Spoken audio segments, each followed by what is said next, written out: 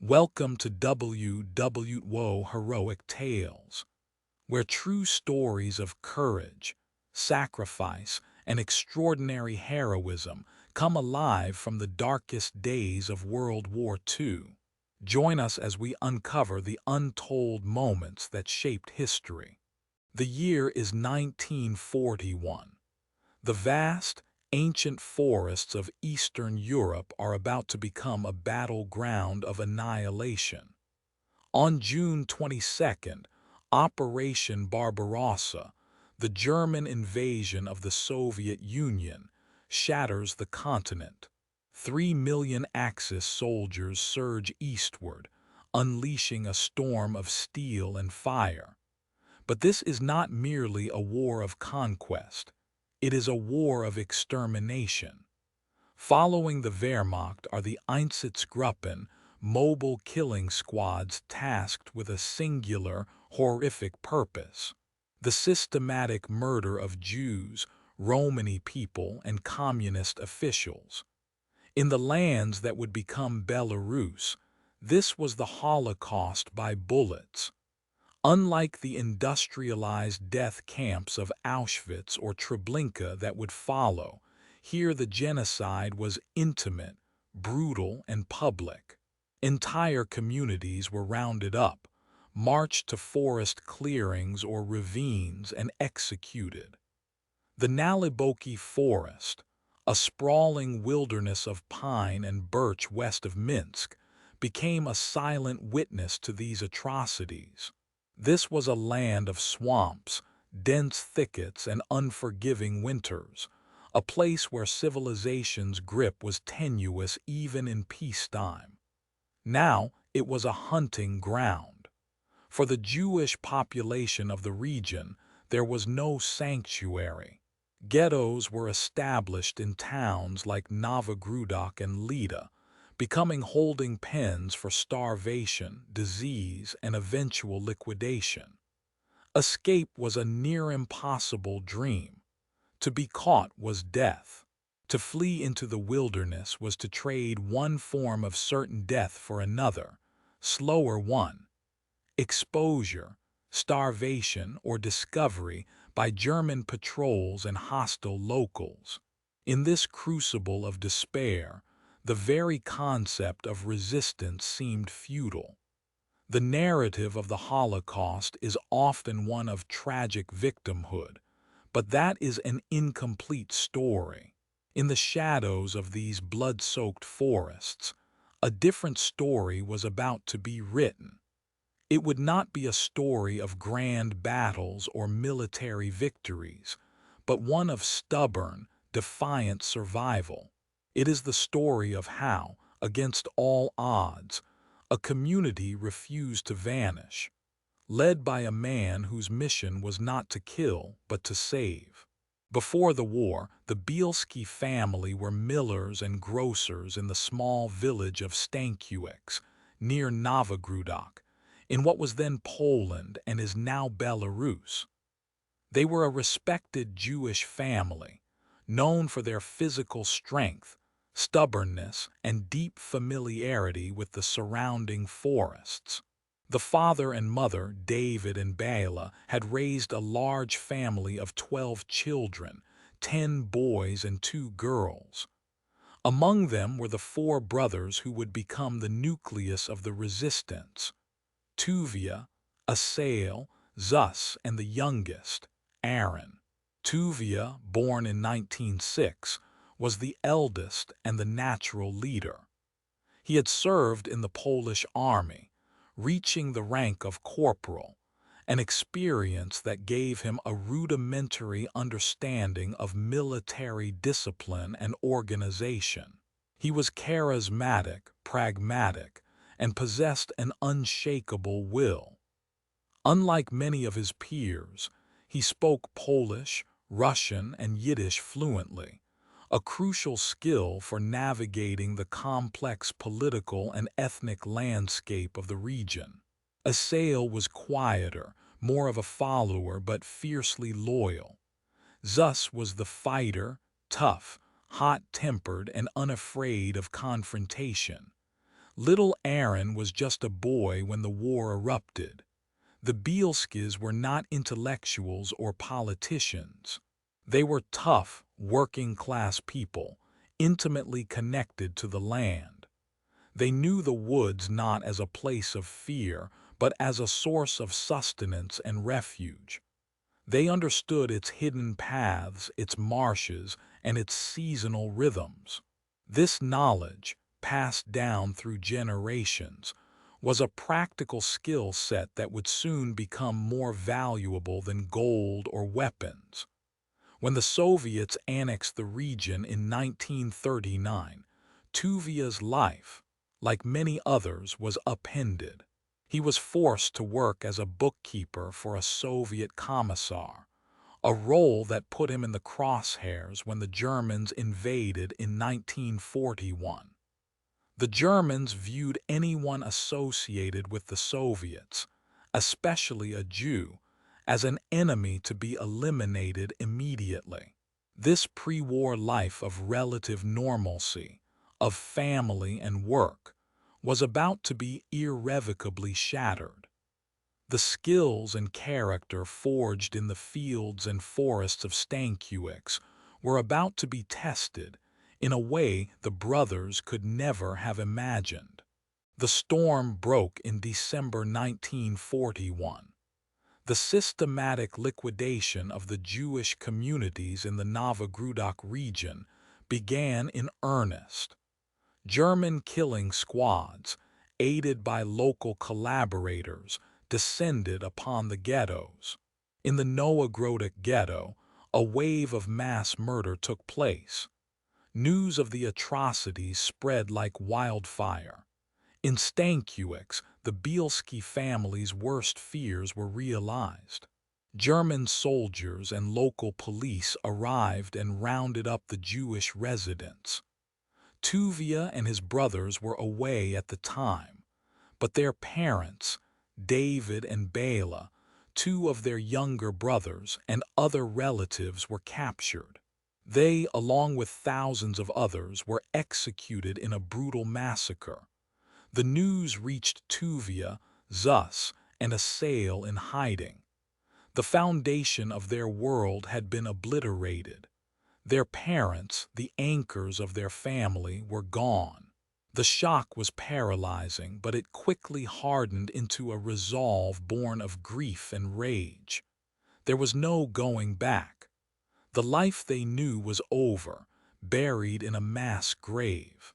Their only option was to disappear into the one place the Germans feared and they knew intimately: the forest.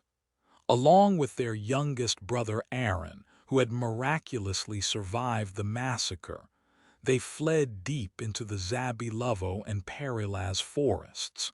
They were now fugitives, hunted men with nothing but the clothes on their backs and a burning need for survival. In these initial, desperate days, their objective was simple: stay alive. They were not yet leaders, not yet rescuers.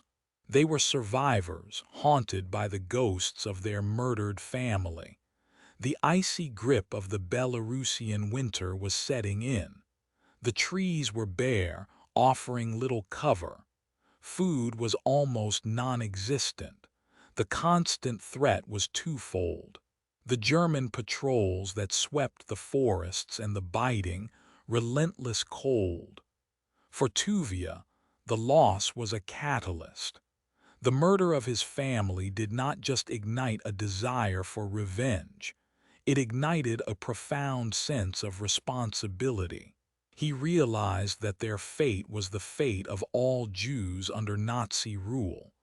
If they did not act, they would all be wiped out. From the depths of his personal tragedy, a new purpose began to form. It was a purpose that would transform four grieving brothers from mere survivors into the saviors of a people. Deep within the frost-covered woods, the four Bielski brothers huddled together for warmth and survival. They were alone, but not for long. Word began to spread through the ghettos of Lida and Novogrudok, whispered rumors of the Bielski brothers who were alive and hiding in the forest.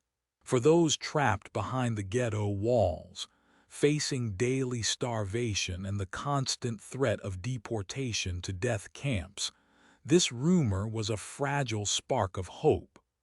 The forest, once a place of terror, now represented a chance, however slim, at life. The first to join them were relatives and close friends who managed to escape. A group of 13 became 20, then 40. Tuvia, as the eldest and a former soldier, naturally assumed command. He understood that this small, ragtag group could not survive as scattered individuals. They needed structure, discipline, and a shared purpose. Their initial goal was self-preservation. They needed to find food, build shelters, and acquire weapons to defend themselves.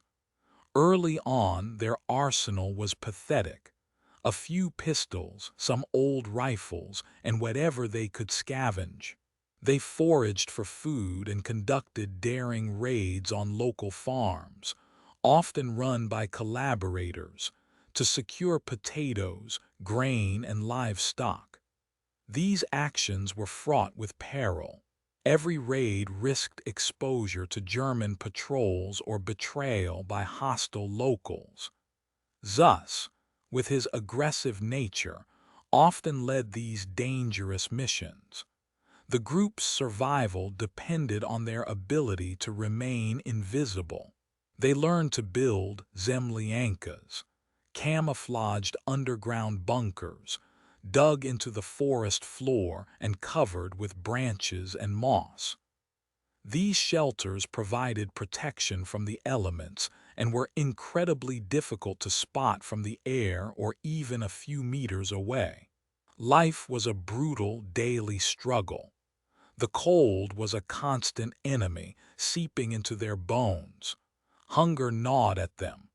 Fear was their constant companion. But as more and more people found their way to the Bielski encampment, men, women, and even children, Tuvia realized their mission had to be something more than mere survival for a few fighters. He saw the desperation in the eyes of the new arrivals, many of whom were not warriors but ordinary people stripped of everything. This growing flock of refugees would force Tuvia to make a decision that would set his partisans apart from every other resistance group in Europe.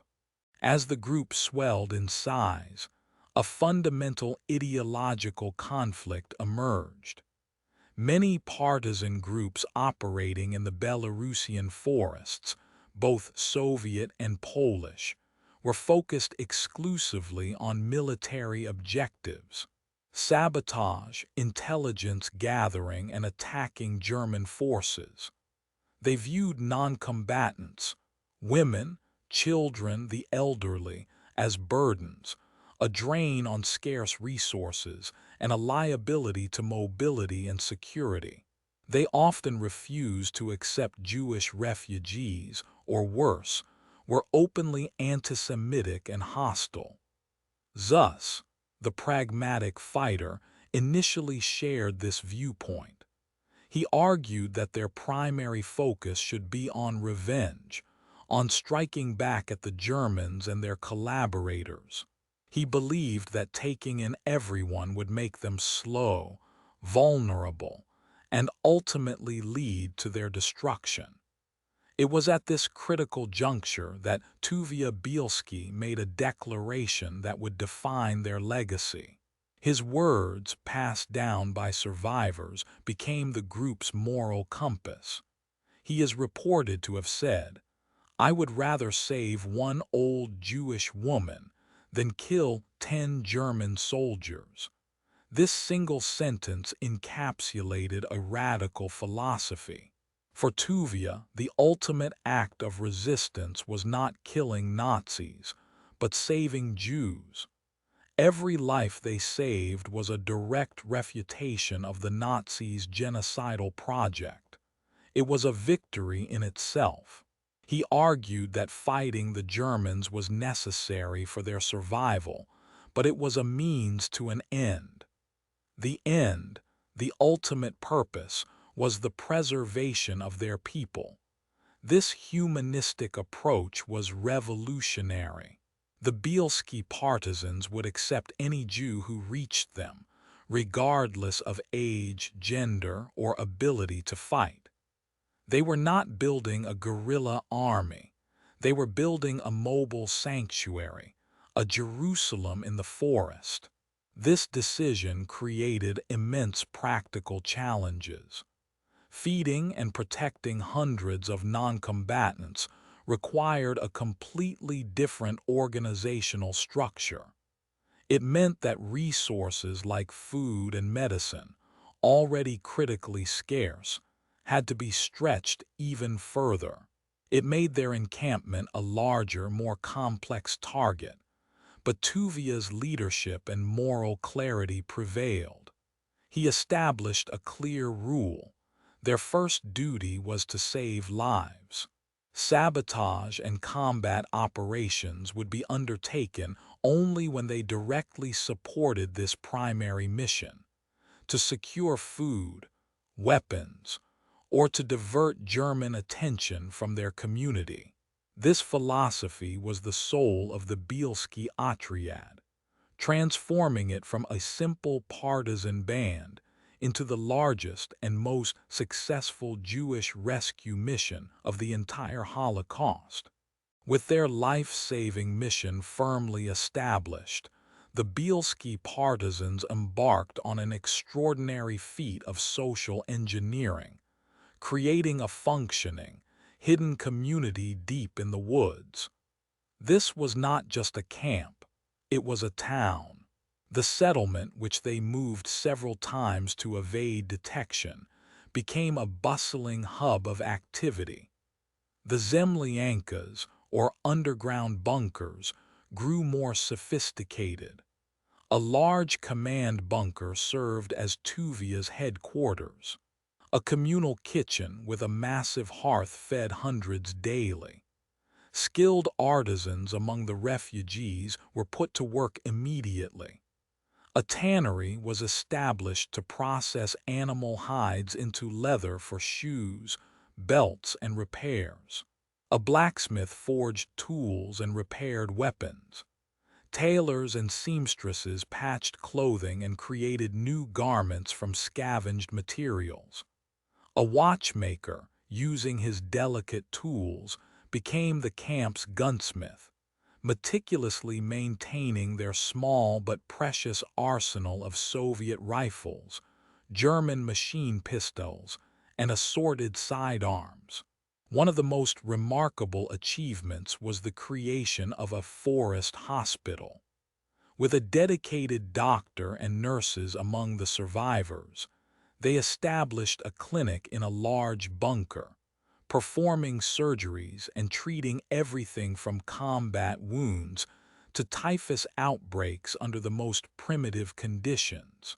They even had a nursery and a school, where children received lessons in Hebrew and other subjects, a defiant act of normalcy and a commitment to the future in a world that offered them none.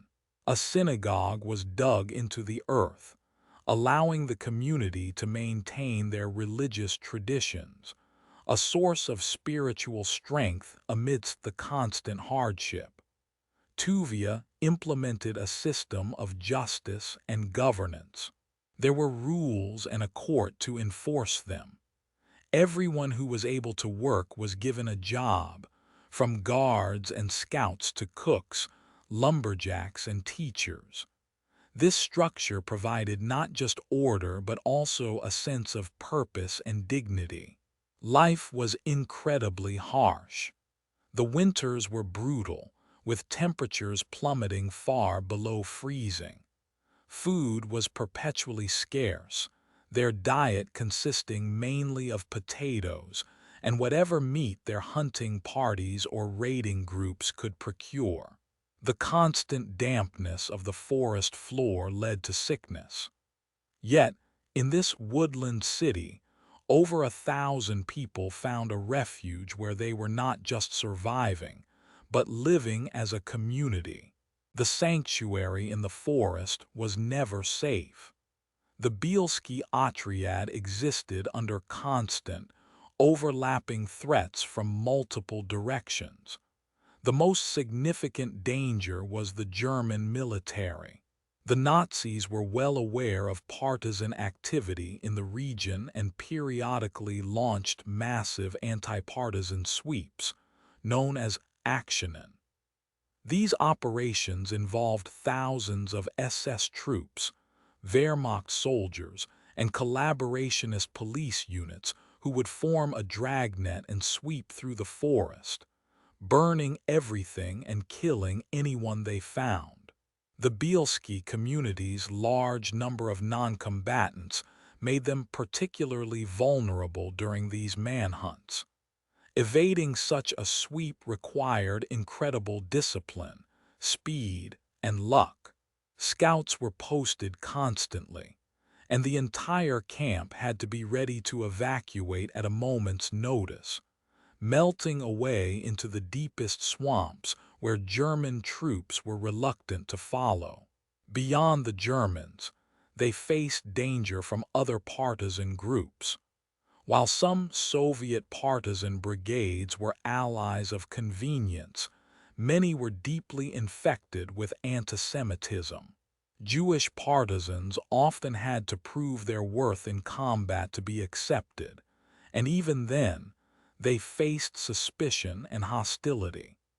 There were documented cases of Soviet partisans murdering Jewish fighters to steal their weapons. Tuvia had to engage in careful diplomacy, leveraging his group's skills and intelligence to build alliances, while always remaining wary of betrayal. He forged a working relationship with General Platin, the commander of Soviet partisans in the region, placing his fighters nominally under Soviet command, which afforded them a degree of protection and access to airdropped supplies. An equally potent threat came from the local population. While some Belarusian and Polish peasants helped the partisans, many were collaborators, either out of fear or due to ingrained antisemitism. They would report partisan movements to the Germans for a reward of salt or sugar. The Bielskis had to be ruthless in dealing with collaborators and informers, both to protect their community and to discourage others from betrayal. This constant state of alert took a heavy psychological toll. The fear was a palpable presence, a shadow that never left. Every snapped twig, every unfamiliar sound could signal the arrival of death. Survival was a minute-by-minute struggle against a world that wanted them erased. As the Bielski community grew, so did its needs. Simple foraging and raids on collaborators were no longer enough to sustain over 1,000 people. The partisans had to escalate their operations, transitioning from pure survival to active resistance that directly facilitated their rescue mission. The most daring of these operations were rescue missions into the very ghettos from which they had escaped. Tuvia and his fighters knew that these ghettos were merely waiting rooms for death.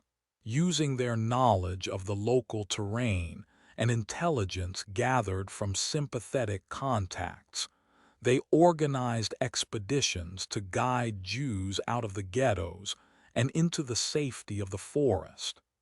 These missions were incredibly dangerous.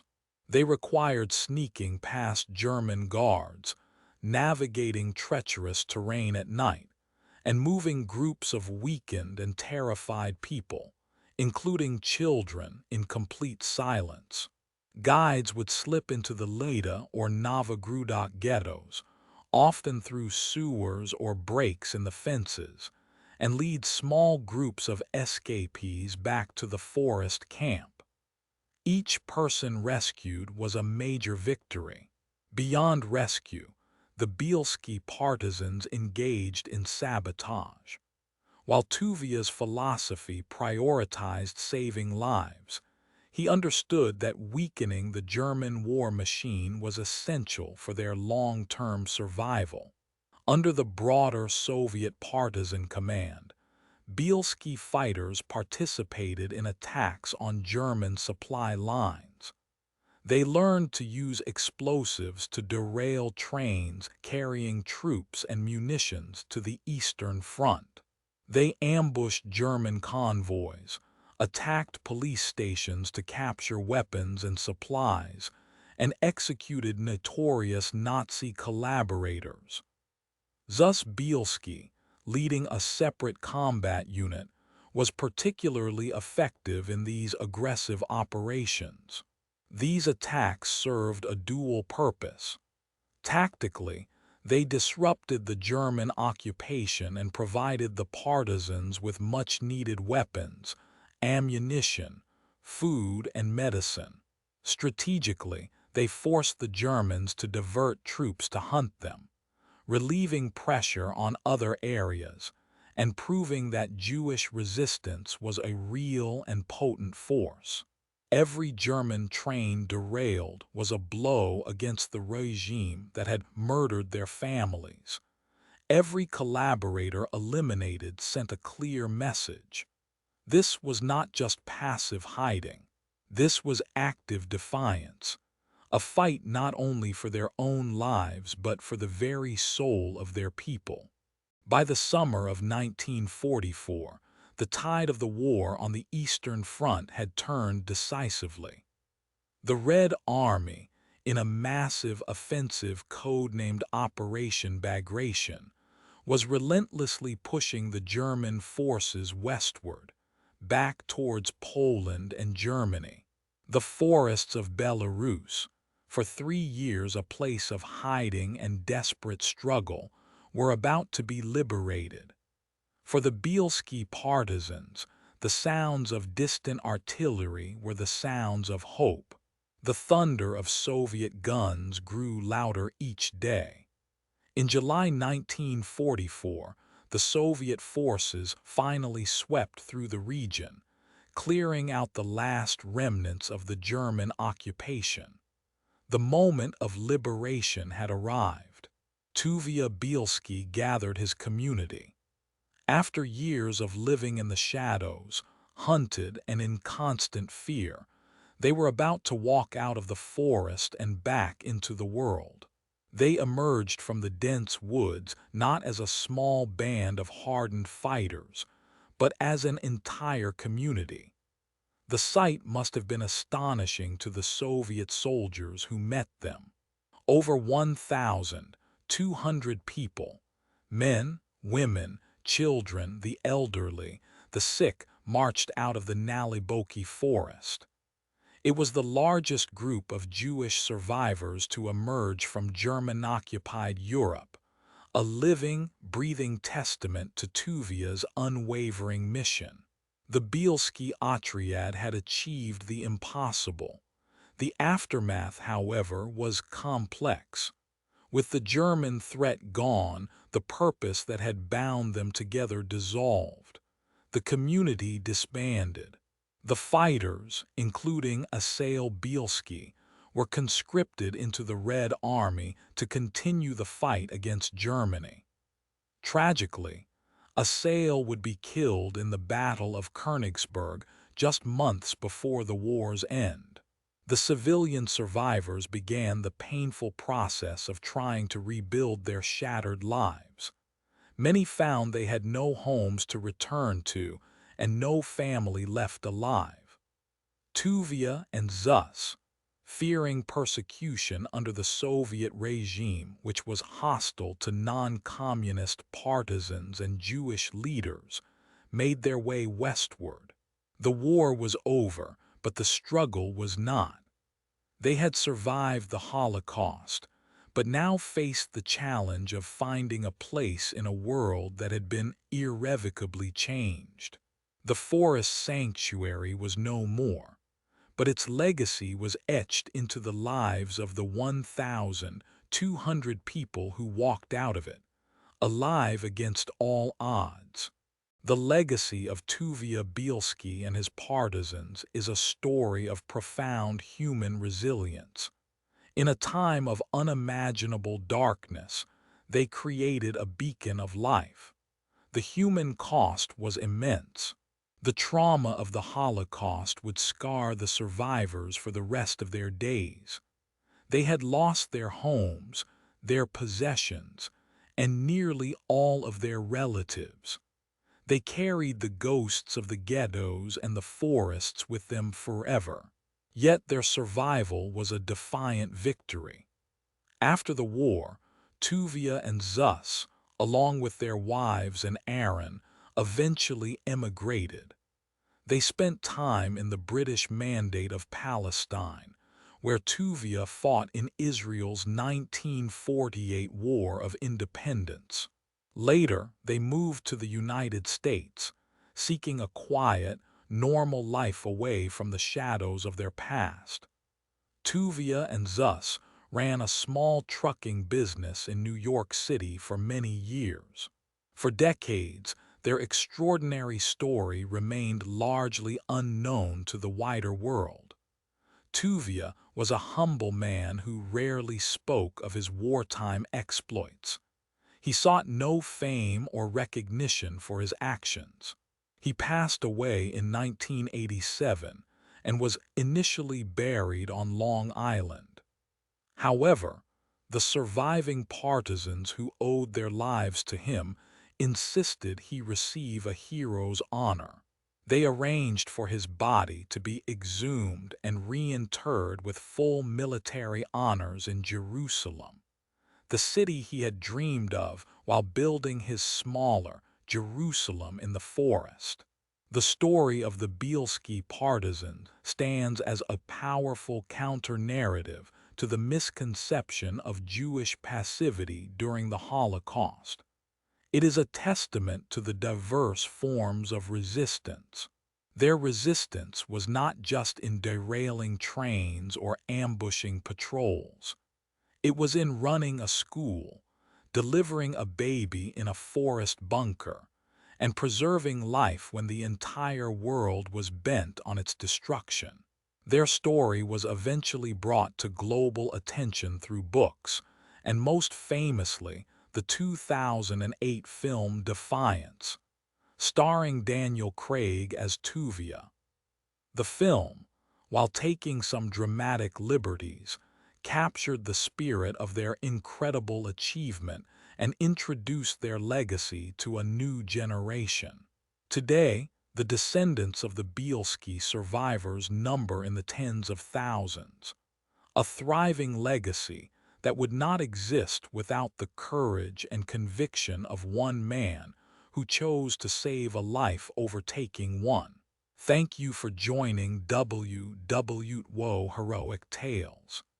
Through the stories of brave souls from World War II, we honor their memory and keep their legacy alive for history and generations to come.